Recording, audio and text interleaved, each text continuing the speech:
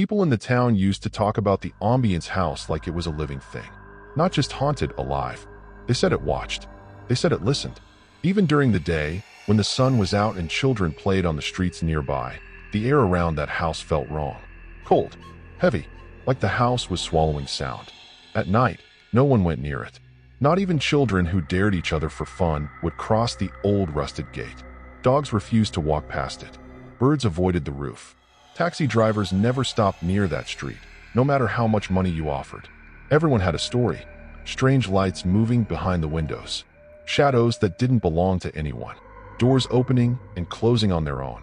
People said the house didn't want company, but if you went inside, it didn't always let you leave. I never believed those stories. I told myself people just needed something to be afraid of. Until the night I stepped inside. It was a stormy evening when I first saw the house up close. Rain had been falling all day, and the sky was dark even though it wasn't late yet. The house stood alone at the end of a long, empty street, cut off from the rest of the town like it didn't belong there anymore. The walls were cracked. The paint peeled off in long strips, hanging like dead skin. Some of the windows were broken, others completely dark, staring back at me like empty eyes. The front door hung slightly open, swaying gently, creaking every time the wind blew. Right in front of the house, the streetlights stopped working. Behind me, the road was bright and normal. In front of me, darkness. I don't know why I didn't turn back. The moment I stepped onto the porch, the air changed. The cold hit me instantly. Not normal cold. This was deeper, sharper, like it came from inside my chest. The sounds of the storm faded. No rain, no wind, no distant cars. It felt like the world behind me had disappeared. I hesitated, my hand hovering over the door. My heart was beating faster than it should have. Part of me hoped the door would shut on its own, give me an excuse to leave. Instead, I pushed it open. The sound echoed deep inside the house, louder and longer than it should have, like the space inside was bigger than the outside. The smell hit me immediately. Old wood, dust, mold, and something damp. Something that felt alive, like a closed room that had been waiting for someone for a very long time. I stepped inside. The door shut behind me. Not slammed, just closed. My heart jumped. I turned quickly and grabbed the handle.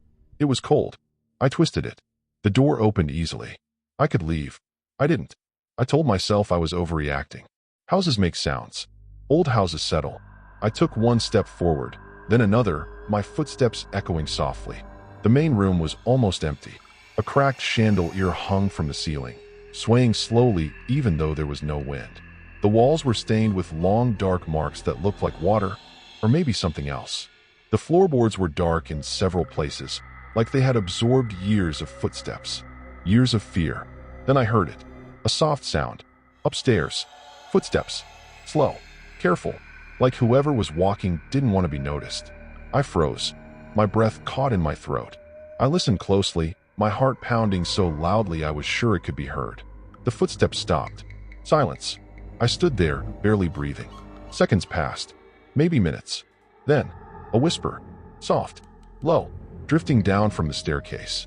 I couldn't understand the words, but I felt them crawl over my skin. The sound didn't echo like a normal voice. It slid along the walls, like it belonged there. I told myself to leave. I lifted my foot to step back. The floorboard creaked loudly beneath me. The whisper stopped. The air changed again. Heavier.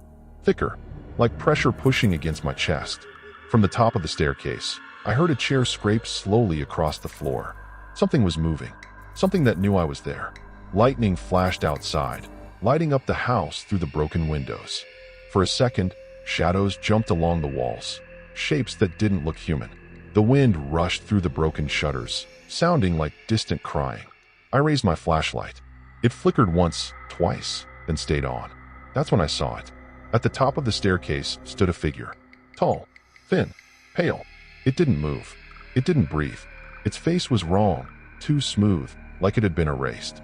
Where its eyes should have been were dark, empty holes. And I knew, without a doubt, it was staring at me. I blinked. The figure was gone. Then the whisper returned, closer now. You shouldn't be here. Before I could move, a door slammed upstairs. Then another.